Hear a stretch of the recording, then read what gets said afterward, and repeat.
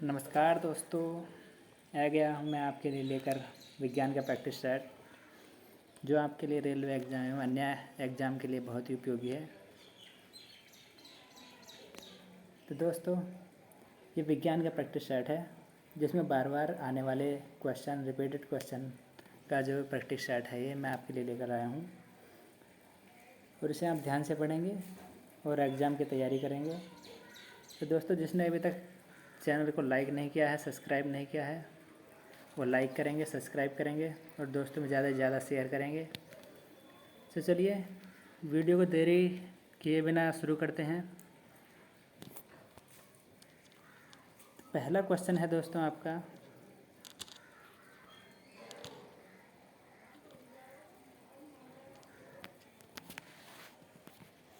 सौर मंडल का सबसे बड़ा ग्रह है। ऑप्शन ए है यूक्रेन्स, ऑप्शन बी है शुक्र, ऑप्शन सी है बृहस्पति, ऑप्शन डी है शनि। तो पहले क्वेश्चन का सही जवाब आपका ऑप्शन सी है ही।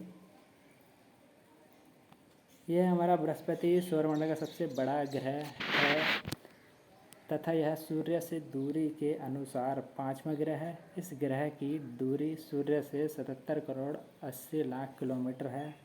यह सूर्य की परिक्रमा 11 वर्ष 315 दिन व 1 घंटे में करता है। शुक्र ग्रह सूर्य का सबसे निकट ग्रह है। तो दोस्तों, ये सारे क्वेश्चन आपके व्याख्या सहित होंगे और उस प्रैक्टिस सेट में आपके 50 क्वेश्चन होंगे। दोस्तों में ज़्यादा से ज़्यादा शेयर कर देंगे और चैनल को सब्सक्राइब कर लेंगे, जिससे कि मेरा आने वाला वीडियो आपके मोबाइल पर सबसे पहले पहुँचे। बढ़ते हैं नेक्स्ट क्वेश्चन की ओर। दूसरा क्वेश्चन है, वेग समय ग्राफ का ढाल निम्न में से कौन दर्शाता है? ऑप्शन ए है त्वरण, ऑप्शन बी है विस्थापन, ऑप्शन सी है दूरी और ऑप्शन डी है चाल। तो क्वेश्चन नंबर 2 का सही जवाब है आपका ऑप्शन नंबर ए त्वरण। वेग समय का ग्राफ जो दर्शाता है वह त्वरण दर्शाता है। बढ़ते हैं नेक्स्ट क्वेश्चन की तरफ और इसकी व्याख्या दे रखी है। वेग समय ग्राफ का क्षेत्रफल दूरी को दर्शाता है। दूरी समय ग्राफ का ढाल वेग को दर्शाता है और वेग समय ग्राफ का ढाल त्वरण को दर्शाता है। अर्थात ए बराबर delta we upon delta T. और आपका एक ग्राफ दे रखा है, इसको आप ध्यान से देख लेंगे। क्वेश्चन नंबर 3 है, इंद्रधनुष की रचना किससे होती है? जल की बूंदों के आयतन से। ऑप्शन बी है जल की बूंदों द्वारा सूर्य के प्रकाश के अपवर्तन और परावर्तन से। ऑप्शन सी है जल की बूंदों में से सूर्य के प्रकाश के विकिरण से और जल की बूंदों द्वारा सूर्य के प्रकाश के अवशोषण से। क्वेश्चन नंबर 3 का जो सही जवाब है आपका वो है ऑप्शन बी, जल की बूंदों द्वारा सूर्य के प्रकाश के परावर्तन और अपवर्तन से। क्वेश्चन नंबर 4 व्याख्या है इसकी, परावर्तन पूर्ण आंतरिक परावर्तन तथा अपवर्तन द्वारा वर्ण विक्षेपण का सबसे अच्छा उदाहरण इंद्रधनुष है। ये प्राथमिक व द्वितीयक इंद्रधनुष होते हैं। जब बूंदों पर आपतित होने वाली सूर्य की किरणों का 2 बार अपवर्तन एवं 1 बार परावर्तन हो तो प्राथमिक इंद्रधनुष बनता है तथा 2 बार परावर्तन होने पर द्वितीय इंद्रधनुष बनता है। क्वेश्चन नंबर 4 है, यह आपको सही मिलान करने हैं।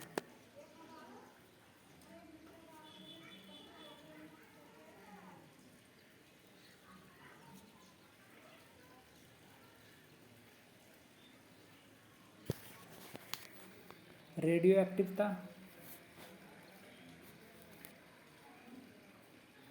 एक्टिवता इधर दे रखा है हमारा, और गति के नियम, और सी है डॉपलर प्रवाह और डी है अतिचालकता। इसमें हमारा इधर मिलान करना है केमरलिंग, ओन्स और मैडम क्यूरी और न्यूटन, और चौथा है क्रिश्चियन जॉन डॉपलर। तो सही मिलान करना है क्वेश्चन नंबर 4 का। तो ये है हमारा रेडियो एक्टिवता, ये हो जाएगा हमारा मैडम क्यूरी। और गति के नियम तो ये तो न्यूटन ने दिए थे, आप जानते ही हैं। और डॉपलर प्रभाव ये क्रिश्चियन जॉन डॉपलर, इनके नाम से भी आप पहचान कर लेंगे, डॉपलर है यहाँ पर भी डॉपलर। और डी जो बचा है उसे लगा देंगे, अतिचालकता यानी कि केमरलिंग ओन्स। तो इसका जो हमारा ए का दूसरा यानी कि ए का दूसरा आपका पहले ऑप्शन में ही है, तो ज़्यादा आपको मेहनत करनी नहीं पड़ेगी, पहला ही मिला हुआ है, आप इसी से अंदाज़ा लगा लेंगे। नेक्स्ट क्वेश्चन है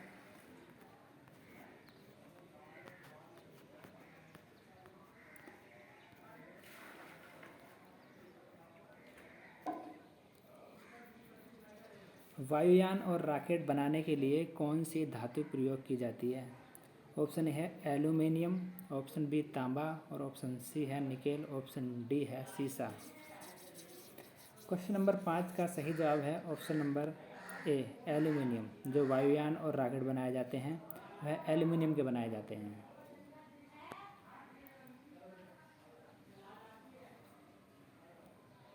वायुयान और रॉकेट बनाने के लिए एल्यूमिनियम धातु का प्रयोग किया जाता है। यह चांदी के समान चमकीली धातु होती है, जिसका द्रवणांक 659 डिग्री सेंटीग्रेड एवं क्वथनांक 2200 डिग्री सेंटीग्रेड होता है। यह ऊष्मा एवं विद्युत की सुचालक होती है। क्वेश्चन नंबर 6 है धातुएं सुचालक होती हैं क्योंकि उनके अणु एक दूसरे से सटे होते हैं, उनके अणु मुक्त रूप से टकराते हैं, और सी ऑप्शन है उनका पृष्ठ परावर्तित होता है, और डी ऑप्शन है उनके मुक्त इलेक्ट्रॉन होते हैं, उनमें मुक्त इलेक्ट्रॉन होते हैं। क्वेश्चन नंबर 6 का सही जवाब है आपका ऑप्शन नंबर डी, उनमें मुक्त इलेक्ट्रॉन होते हैं, इसलिए धातु सुचालक होती है। व्याख्या देख लेते हैं इसकी।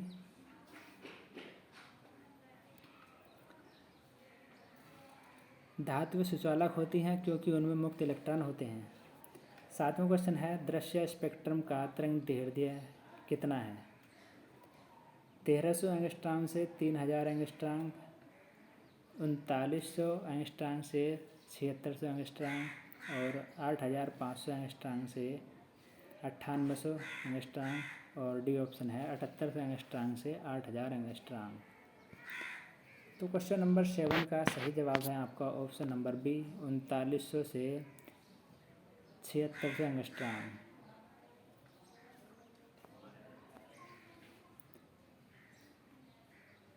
नेक्स्ट क्वेश्चन है आपका,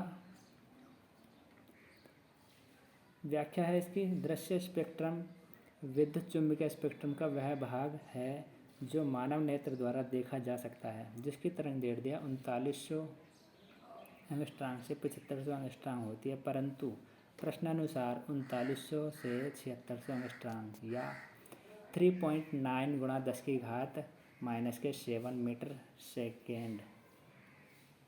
मीटर से 7.8 गुणा 10 की घात -7 मीटर तक होती है। 8वां क्वेश्चन है निम्नलिखित में से कौन सा युग्म गलत है? आइसो हाइट आर्द्रता, बैरोमीटर दाब, तापमापी और तापमान, और एक्टिनोमीटर और सूर्य प्रकाश। आपको सही बताना है जोड़ा कि कौन सा इनमें सही मिला हुआ है या गलत मिला हुआ है, गलत बताना है आपको। क्वेश्चन नंबर 8 का जो आपका सही जवाब हो जाएगा वह है ऑप्शन नंबर ए। जो आइसो हाइट है वह आर्द्रता से नहीं है, ये गलत है।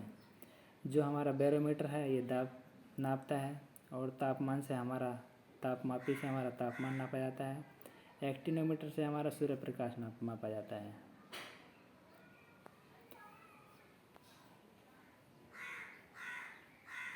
नेक्स्ट क्वेश्चन है किसी तरंग की तीव्रता व्युत्क्रम वर्ग नियम का अनुगमन करती है? और तीसरा है इसके आयाम के समानुपातिक होती है, आयाम के वर्ग के समानुपाती होती है। तो इसमें बताना है कि कौन सा इसका जवाब सही है, कौन कौन से इनमें वाक्य ठीक हैं। क्वेश्चन नंबर 9 का सही जवाब है आपका ऑप्शन नंबर डी। पहला और तीसरा यानी कि जो व्युत्क्रम वर्ग नियम का अनुगमन करती है, आयाम के वर्ग के समानुपाती होती है, ये तरंग की तीव्रता होती है। नेक्स्ट क्वेश्चन है, किसी तरंग की तीव्रता स्रोत से दूरी व्युत्क्रम वर्ग के नियम का अनुगमन करती हैं तथा आयाम के वर्ग के समानुपाती होती हैं। क्वेश्चन नंबर 10 है, प्रतिरोध R का एक तार N बराबर भागों में काटा गया है, फिर इन भागों को समानांतर जोड़ा गया, संयोजन का तुल्य प्रतिरोध होगा। NR ऑप्शन बी है N/R, ऑप्शन सी है N/R और ऑप्शन डी है R/N²। तो क्वेश्चन नंबर 10 का सही जवाब है आपका ऑप्शन नंबर डी, यह है R/N²।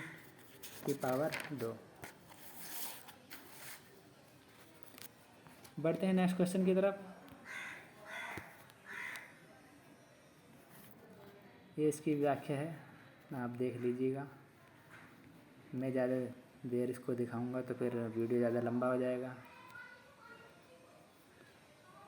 11वां क्वेश्चन है, मध्य में वर्तुल छिद्र वाली धातु की एक प्लेट को गर्म किया गया है, छिद्र के क्षेत्रफल पर क्या प्रभाव पड़ेगा? वह बढ़ेगा या घटेगा या उतना ही रहेगा या फिर पहले बढ़ेगा फिर घटेगा? तो क्वेश्चन नंबर 11 का सही जवाब बताएंगे। क्वेश्चन नंबर 11 का सही जवाब है ऑप्शन नंबर ए, बढ़ेगा।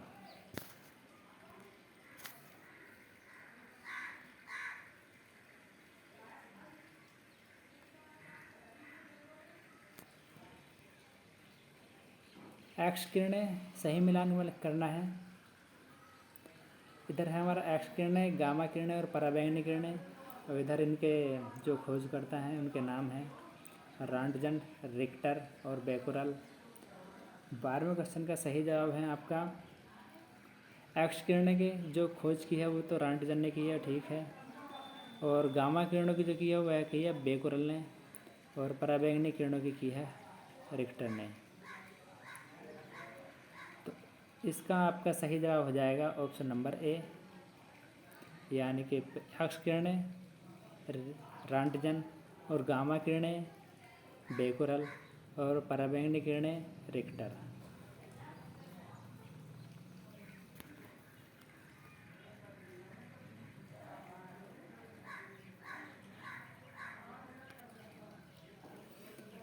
सार्वत्रिक गुरुत्वीय स्थिरांक का विमीय सूत्र कौन सा है?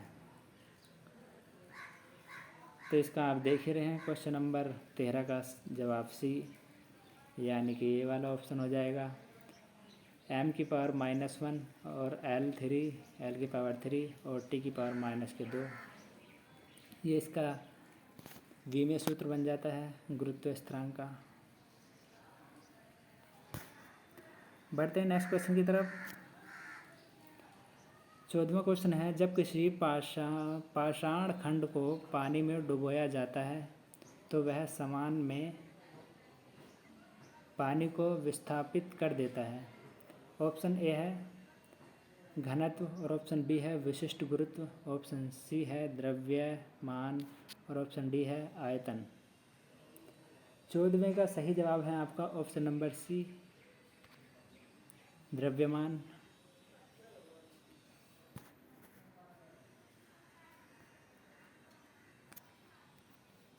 जब किसी पाषाण खंड को पानी में डुबोया जाता है तो वह समान द्रव्यमान में पानी को विस्थापित करता है।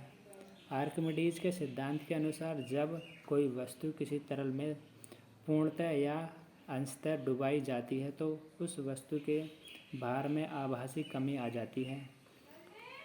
जो कि वस्तु द्वारा विस्थापित तरल के भार के बराबर होती है जबकि दिया हुआ तरल स्थितिक अवस्था में है। क्वेश्चन नंबर 15 है, P तथा N प्रकार के दो अर्धचालक जब संपर्क में लाए जाते हैं तो वे जो PN संधि बनाते हैं वह किस रूप में कार्य करती है? चालक में या प्रवर्धक या दिष्टकारी या डी ऑप्शन है इसका हमारा दोलित्र। 15वें का सही जवाब है आपका ऑप्शन नंबर सी, दिष्टकारी।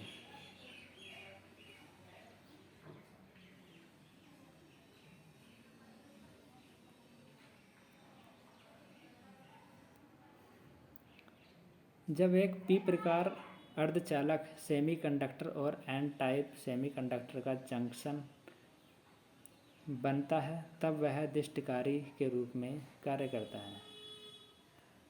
दिष्टकारी। निम्नलिखित जोड़ों में कौन सा मेल नहीं खाता? ध्यान रखिएगा, ऐसे क्वेश्चनों में अक्सर गलती हो जाती है। इसमें लिखा हुआ है नहीं, तो हेमेटाइट तांबा और बॉक्साइट एल्यूमिनियम और मोनाजाइट्स थोरियम और पिचबेलेट्स यूरेनियम। क्वेश्चन नंबर 16 का सही जवाब है आपका ऑप्शन नंबर ए। जो इसमें मेल नहीं खाता वह है हेमेटाइट। हेमेटाइट जो है लोहे का अयस्क है, लेकिन इसमें दे रखा है तांबा। बाकी और हमारे सब ठीक हैं, ये गलत दे रखा है।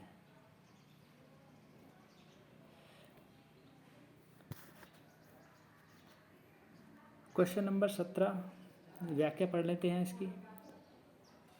निम्न में ए सही मेल नहीं है क्योंकि तांबा का अयस्क कॉपर पाइराइड्स होता है, बॉक्साइट का एल्यूमिनियम और थोरियम का मोनाजाइट्स तथा यूरेनियम का पिचबेलेट्स है।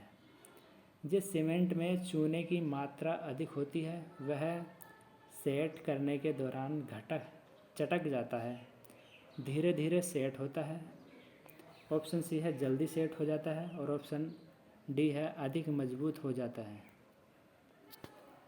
तो क्वेश्चन नंबर 17 का सही जवाब है आपका ऑप्शन नंबर ए। जिस सीमेंट में चूने की मात्रा अधिक होती है वह सेट करने के दौरान चटक जाता है।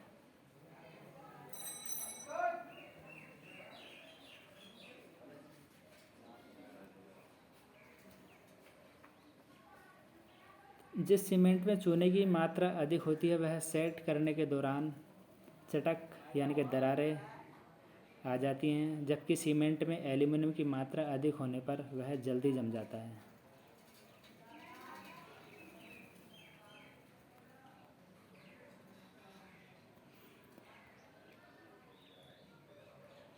नेक्स्ट क्वेश्चन है हमारा 18वां क्वेश्चन, जो सही मिलान करना है। इधर है हमारा हीरा, संगमरमर, रेत, रूबी। इधर हमारा कैल्शियम, सिलिकॉन, एल्यूमिनियम और कार्बन। तो क्वेश्चन नंबर 18 का हीरा जो है हमारा कार्बन का प्ररूप होता है और संगमरमर होता है हमारा कैल्शियम का और रेत जो होता है हमारा सिलिकॉन यानी कि बालू और रूबी होता है हमारा एल्यूमिनियम। तो 18वें का जो सही जवाब है ऑप्शन नंबर डी हो जाएगा, यानी कि पहले का चौथा और फिर बी का है 1 और सी का है 2 और डी का है 3। नेक्स्ट क्वेश्चन है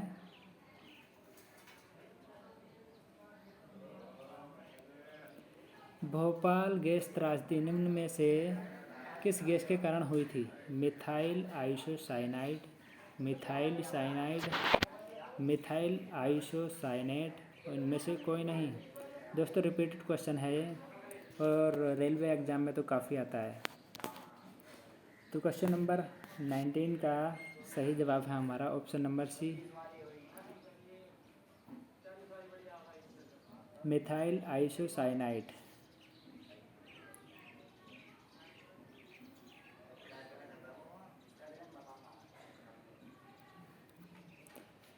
भोपाल गैस त्रासदी मिथाइल आइसोसाइनाइड के कारण हुई थी। यह जहरीली गैस है। इसके आसपास के क्षेत्र में बहुत लोग इस गैस के कारण मर गए थे। क्वेश्चन नंबर 20 है, रसोई गैस एक मिश्रण है ब्यूटेन और प्रोपेन का, कार्बन मोनोऑक्साइड और कार्बन डाइऑक्साइड का। ऑप्शन सी है मीथेन और एथिलीन का। ऑप्शन डी है कार्बन डाइऑक्साइड और ऑक्सीजन का। तो क्वेश्चन नंबर 20 का सही जवाब है आपका ऑप्शन नंबर ए, ब्यूटेन और प्रोपेन का।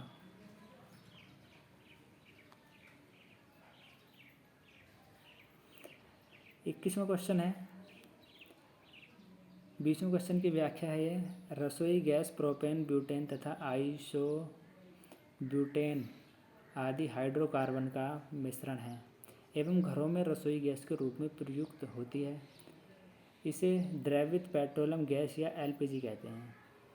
क्वेश्चन नंबर 21 है हमारा, कृत्रिम वर्षा या मेघ बीजन के लिए प्राय प्रयोग किए जाने वाला रासायनिक द्रव्य है सूखी बर्फ, सोडियम क्लोराइड, सिल्वर आयोडाइड और डी ऑप्शन है ये सभी।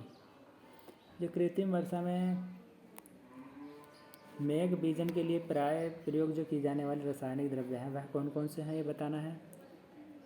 तो 21वें क्वेश्चन का सही जवाब है ऑप्शन नंबर डी, यानी कि सभी ठीक हैं, सूखी बर्फ और सोडियम क्लोराइड और सिल्वर आयोडाइड।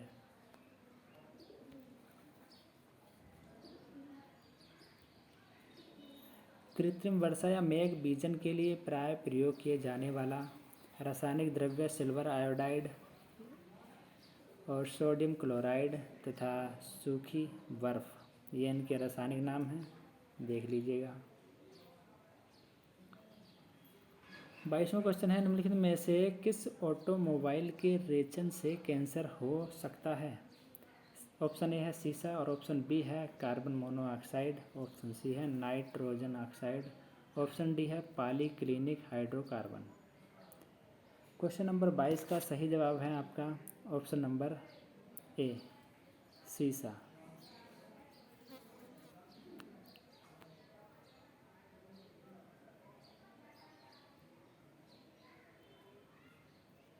शीशा धातु से ऑटोमोबाइल के रेचन से कैंसर हो सकता है। शीशा धातु का निष्कर्ष गैलन नामक अयस्क से किया जाता है।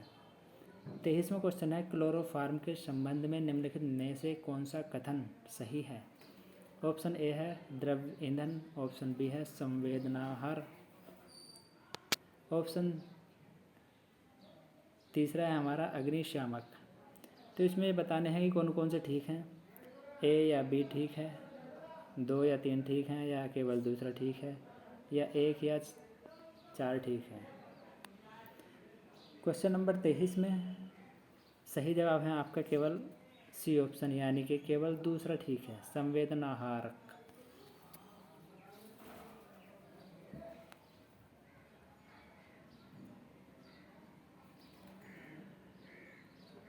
क्लोरोफॉर्म की खोज सन 1831 में लेबिंग ने की। सन 1848 में स्पेंसन ने बताया कि यह निषेचक है और इसे चीड़ फाड़ के कामों में प्रयोग किया करते हैं। तो बढ़ते हैं नेक्स्ट क्वेश्चन की तरफ।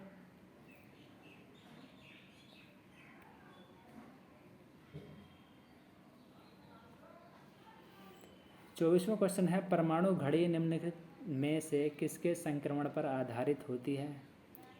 ऑप्शन ए है सीजियम, ऑप्शन बी है एल्यूमिनियम और ऑप्शन सी है मैग्नीशियम और ऑप्शन डी है सोडियम। तो क्वेश्चन नंबर 24 का जो सही जवाब है आपका ऑप्शन ए है, परमाणु घड़ी सीजियम के संक्रमण ट्रांजिशन पर आधारित होती है। नेक्स्ट क्वेश्चन है आपका, इलेक्ट्रॉन, प्रोटॉन और न्यूट्रॉन और रेडियो एक्टिविता। इधर इनके जो आविष्कारक हैं उनके नाम हैं गोल्डस्टीन, थॉमसन और तीसरा है मैडम क्यूरी और चौथा है चैडविक। तो मिलान करने हैं। क्वेश्चन नंबर 25 का जो सही जवाब है आपका,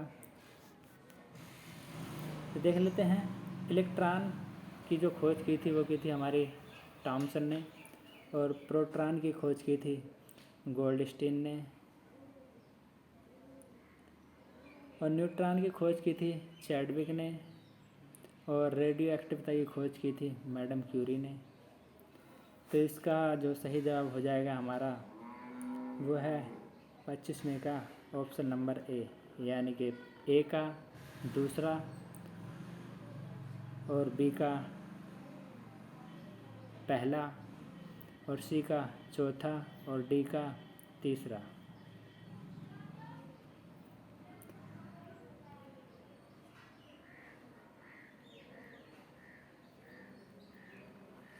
यह इलेक्ट्रॉन थॉमसन और प्रोटॉन गोल्डस्टीन और न्यूट्रॉन की खोज चैडविक ने की थी और रेडियो एक्टिविटी की खोज मैडम क्यूरी ने की थी। 26वां क्वेश्चन है, मुक्त वायु में खुला छोड़ने पर लोहे पर जंग लग जाता है। वायु का कौन सा घटक लोहे पर जंग लगने के लिए उत्तरदायी है? वायु में विद्यमान O2 गैस, वायु में विद्यमान CO2 गैस और वायु में मौजूद नमी। तो नीचे दिए गए कोड का प्रयोग करके सही उत्तर चुनिए। 26वें का सही जवाब है आपका ऑप्शन नंबर डी, 2 और 3, यानी कि वायु में विद्यमान CO2 और वायु में मौजूद नमी के कारण जो है लोहे पर जंग लग जाता है।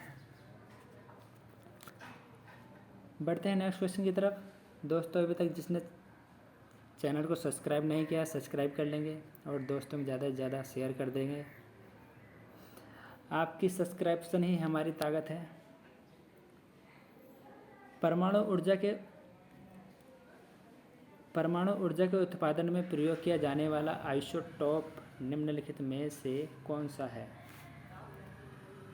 तो 27वें का जो ऑप्शन दे रखे हैं हमारे यूरेनियम 235 और यूरेनियम 234 और यूरेनियम 236 और यूरेनियम 233। जो 27वें का सही जवाब है आपका ऑप्शन नंबर ए, यूरेनियम 235। बढ़ते हैं नेक्स्ट क्वेश्चन की तरफ। परमाणु ऊर्जा के उत्पादन में प्रयोग किया जाने वाला आइसोटोप यूरेनियम 235 है। कोयले की खानों में प्राय विस्फोट वाली गैस है। हाइड्रोजन, मीथेन, वायु या इनमें से कोई नहीं। तो क्वेश्चन नंबर 28 का सही जवाब है आपका option number B, methane gas, जो विस्फोटक गैस कहलाती है हमारी।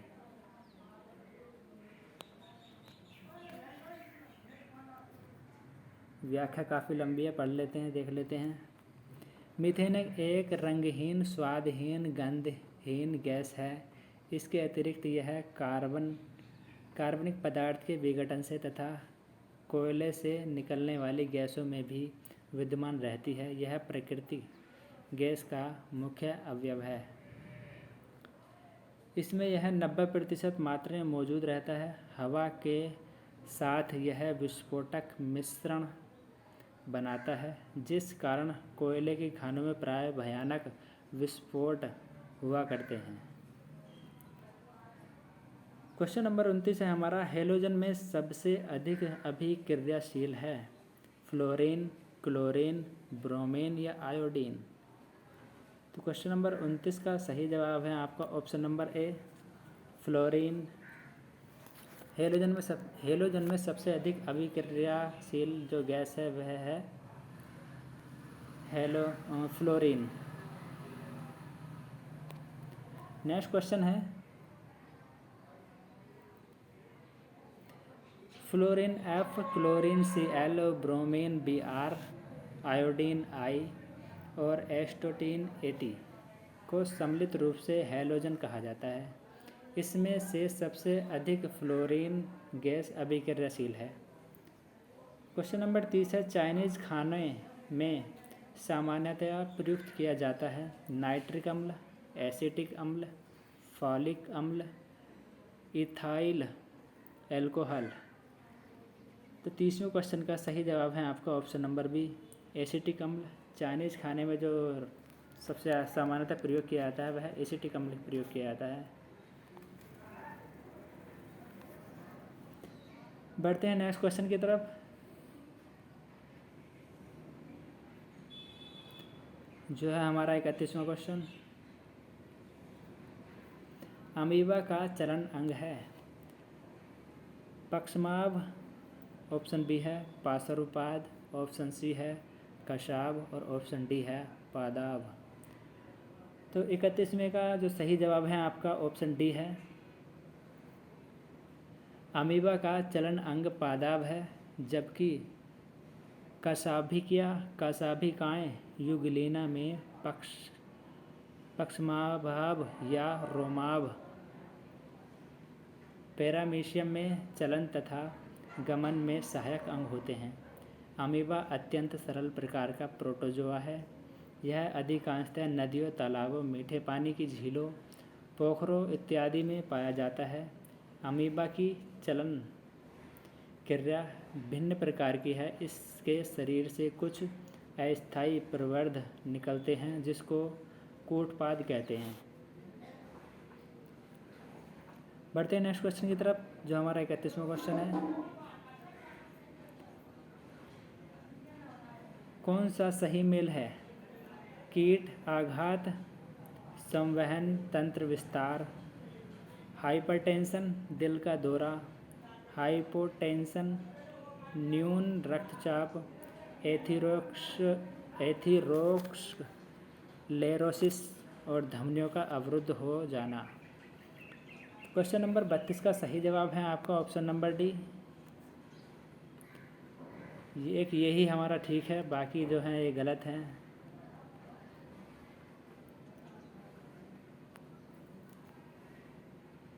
नेक्स्ट क्वेश्चन है, ये सही मिलान वाले बहुत क्वेश्चन हैं इसमें।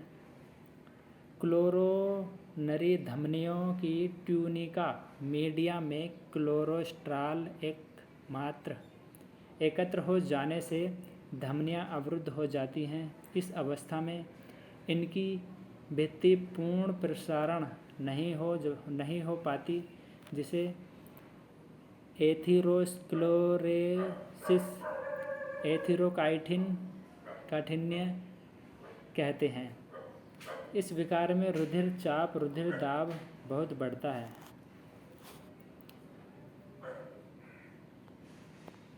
नेक्स्ट क्वेश्चन है आपका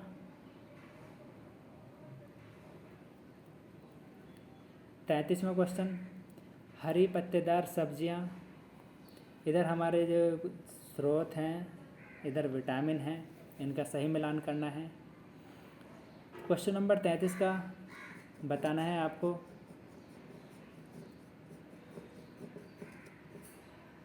हरी पत्तेदार सब्जी से आपको मिलता है विटामिन ए, और कच्ची पत्ता गोभी, इसका जो मिलान हो जाएगा वो हो जाएगा हमारा तीसरा, ये विटामिन सी मिलती है इनसे। और मधुकार खमीर, सी का आपका सही जवाब हो जाएगा ऑप्शन नंबर बी, यानी कि विटामिन बी। और गेहूं अंकुर तेल, जो इसका ऑप्शन हो जाएगा आपका विटामिन ई। तो देख लेते हैं कौन सा मैच खाता है। हरी पत्तेदार सब्जी जो है हमारा एक ए, यानी कि हमारा अभी तक केवल सी और डी ठीक है। कच्ची पत्ता गोभी, इससे मिलता है हमें विटामिन सी, तो ये हमारा केवल अब बी का तीसरा ही ठीक है। ये आएगा हमारा तीसरा, तो यानी कि डी ऑप्शन हमारा इसका ठीक हो जाएगा, ये गलत है।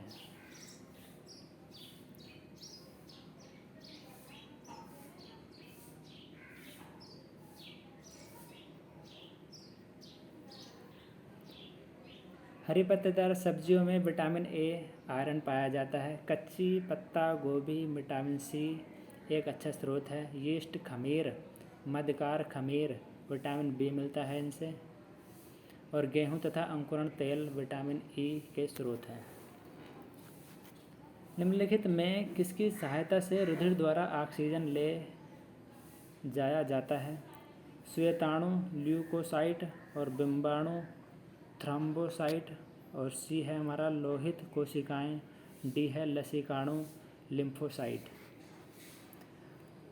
34वें का सही जवाब है आपका ऑप्शन नंबर सी, लोहित कोशिकाएं, जो हमारे रुधिर द्वारा ऑक्सीजन ले जाने में सहायक होती हैं, वो होती है हमारी लोहित कोशिकाएं।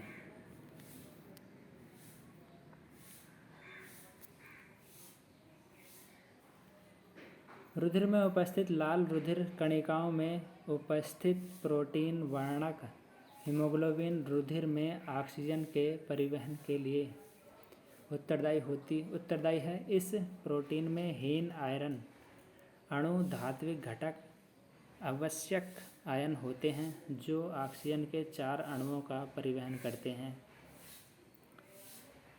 35वां क्वेश्चन है हमारा, ताजमहल दुष्प्रभावित हो रहा है। जो ताजमहल का आपने सुना होगा कि ताजमहल का रंग पीला होने लगा है, तो वह किसके कारण होने लगा है ये बताना है। ऑप्शन ए है अम्ल वर्षा के कारण, ऑप्शन बी है वायु में अत्यधिक आर्द्रता के कारण, ऑप्शन सी है ओजोन के कारण, ऑप्शन डी है ग्रीन हाउस गैसों के कारण।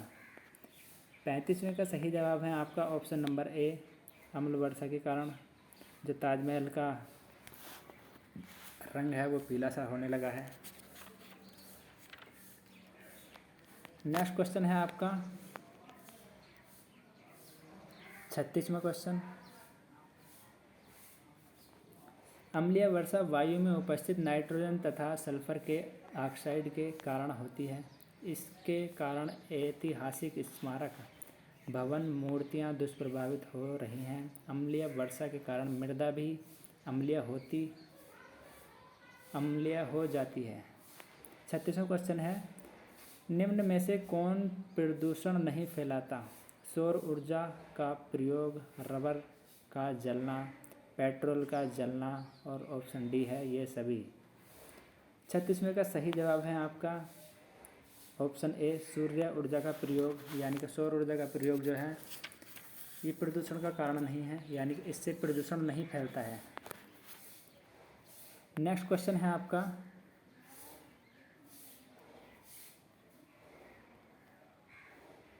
37वां क्वेश्चन, एक्वाकल्चर, फ्लोरिकल्चर और सेरीकल्चर और विटीकल्चर।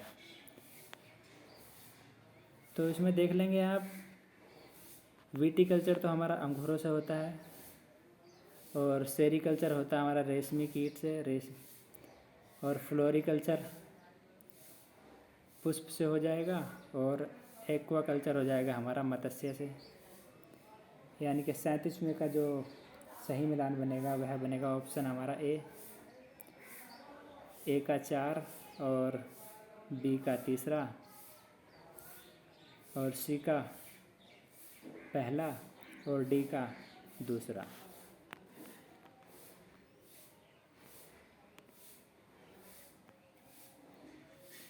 एक्वाकल्चर मत्स्य पालन, और फ्लोरिकल्चर पुष्प, और सेरीकल्चर रेशम, और विटीकल्चर अंगूर। 38वां क्वेश्चन है, खट्टे स्वाद के लिए कोशिकाएं जिह्वा के किस भाग में होती हैं? मध्य, पिछले, अगले भाग में, और पश्च भाग में। खट्टे स्वाद के लिए जो कोशिकाएं होती हैं जीभ में हमारे, वह किस भाग में होती हैं ये बताना है। तो 38वां क्वेश्चन है, 38वें क्वेश्चन का सही जवाब है हमारा ऑप्शन नंबर डी, पार्श्व भाग में।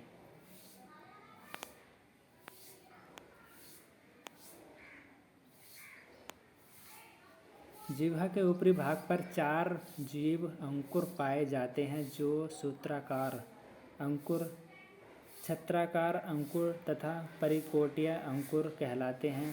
सूत्राकार अंकुर को छोड़कर शेष सभी पर स्वाद कलिकाएं पाई जाती हैं। खट्टे स्वाद के लिए जीभ के पार्श्व भाग में होती है। 39वां क्वेश्चन है, निम्न में कौन कार्यिक उर्वरीकरण कहलाता है? त्रिगुण संलयन, और ऑप्शन बी है प्रजनक उर्वरीकरण, और ऑप्शन सी है युग्मक संलयन, ऑप्शन डी है निष्कर्तांड के साथ नर युग्मोद्भिद का संलयन। 39वें का सही जवाब है आपका ऑप्शन नंबर ए, त्रिगुण संलयन। 40वां क्वेश्चन है आपका,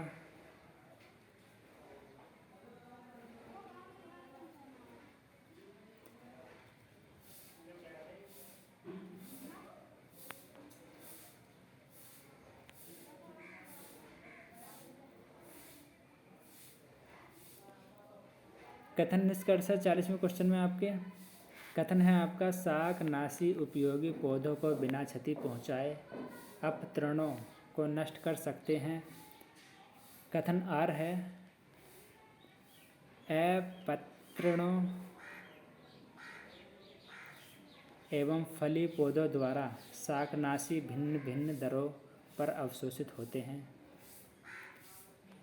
तो इसमें बताना है, आपका जो सही जवाब है इसमें ऑप्शन नंबर ए है, यानी कि आर और ए दोनों सही हैं।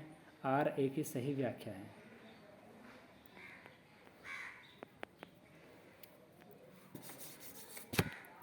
नेक्स्ट क्वेश्चन है 41वां क्वेश्चन है आपका,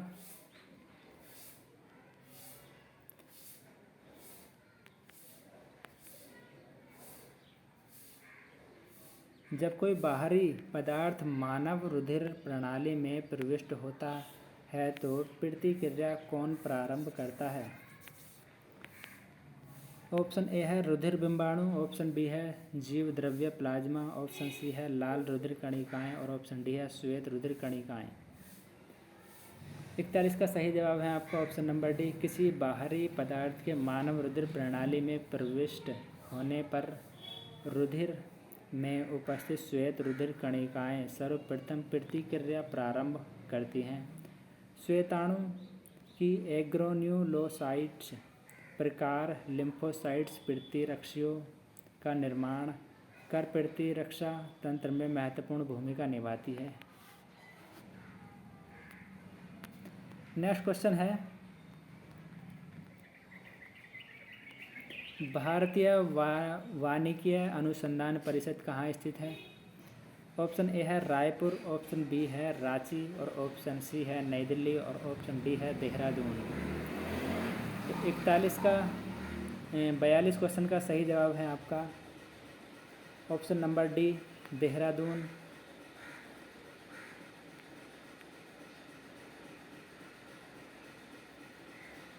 भारतीय वानिकी अनुसंधान परिषद देहरादून उत्तराखंड में स्थित है। इसकी स्थापना वर्ष 1906 में की गई थी। वर्ष 1991 में इसे विश्वविद्यालय अनुदान आयोग द्वारा डीम्ड विश्वविद्यालय घोषित किया गया था। 43वां क्वेश्चन देखते हैं,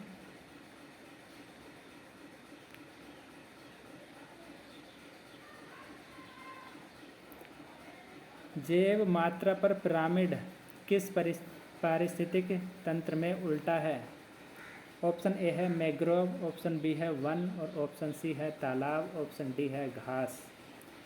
तो क्वेश्चन नंबर 43 का सही जवाब है ऑप्शन नंबर सी, यानी कि एक पारिस्थितिक तंत्र की आहार श्रृंखला के प्रत्येक पोषण स्तर पर जीवों के सकल भार, ऊर्जा एवं संख्या का ग्राफ निरूपण को जैव पिरामिड कहते हैं।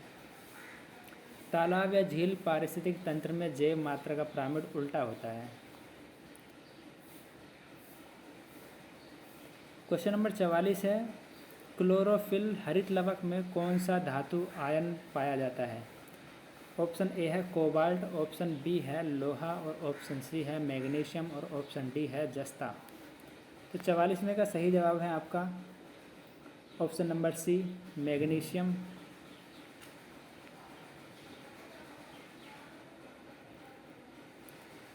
मैग्नीशियम क्लोरोफिल में संयोजन कर प्रोटीन संश्लेषण में महत्वपूर्ण योगदान करता है। पौधों में मैग्नीशियम की कमी होने से वे पीले हो जाते हैं, जिसे हरिमाहीनता कहते हैं। 45वां क्वेश्चन है, लिटमस अम्ल क्षार सूचक प्राप्त होता है विषाणु से, जीवाणु से, लाइकेन से, इनमें से कोई नहीं। 45वें का सही जवाब है आपका ऑप्शन नंबर सी, लाइकेन से।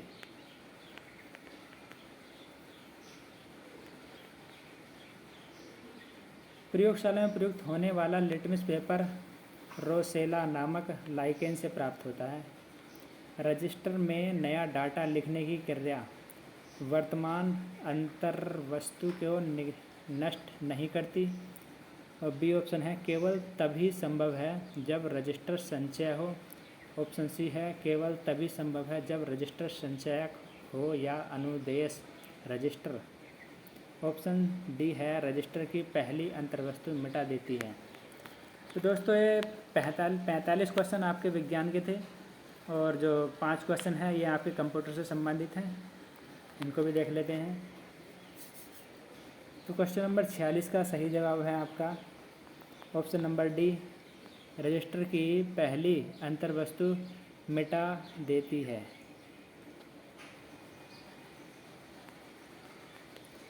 47वां क्वेश्चन है, रजिस्टर कंप्यूटर प्रोसेसर का एक भाग होता है जो कम भाग में सूचनाओं को संचित रखता है, परंतु रजिस्टर में नया डाटा लिखने की प्रक्रिया में पूर्व की अंतर्वस्तु मिट जाती है। 47वां क्वेश्चन है, निम्नलिखित में सिस्टम सॉफ्टवेयर कौन सा है? कंपाइलर, स्प्रेडशीट, डाटाबेस प्रोग्राम और वर्ड प्रोसेसर। तो 47वें का सही जवाब है आपका ऑप्शन नंबर ए, कंपाइलर।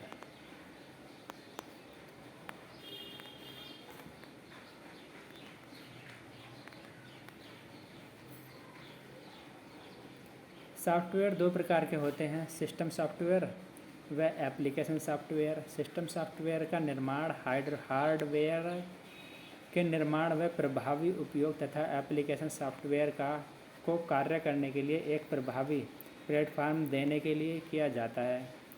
अनुवादक की असेंबली भाषा को मशीनी कोड में बदलता है, कंपाइलर कहलाता है।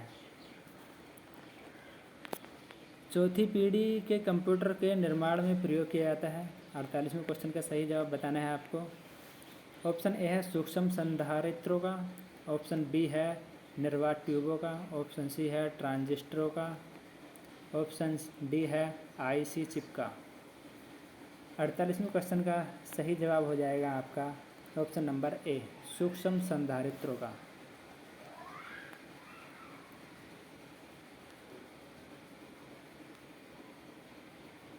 निर्वात ट्यूबों का प्रयोग पहली पीढ़ी के कंप्यूटर में, जो पहली पीढ़ी के कंप्यूटर थे वो थे हमारे 1940 से 1954।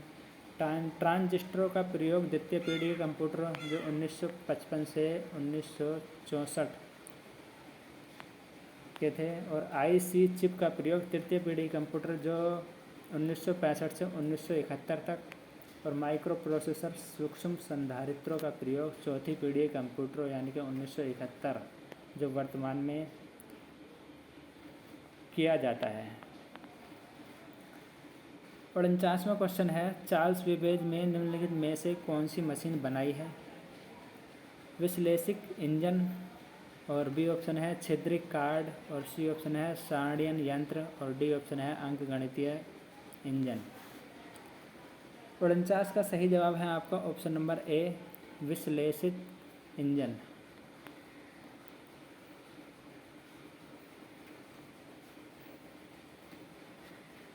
1822 में चार्ल्स बेबेज ने डिफरेंस इंजन का आविष्कार किया था। 1837 ईस्वी में विश्लेषित इंजन का आविष्कार किया था। कहा जाता है कि तभी से आधुनिक कंप्यूटर युग की शुरुआत हुई, इसलिए चार्ल्स बेबेज को कंप्यूटर का जनक भी कहा जाता है। 50वां एवं लास्ट क्वेश्चन है आपका ये, सभी प्रोग्राम में बग क्या होता है? सिग्नेचर होता है, एरर होता है, या स्टेटमेंट होता है, या बी और सी दोनों होता है?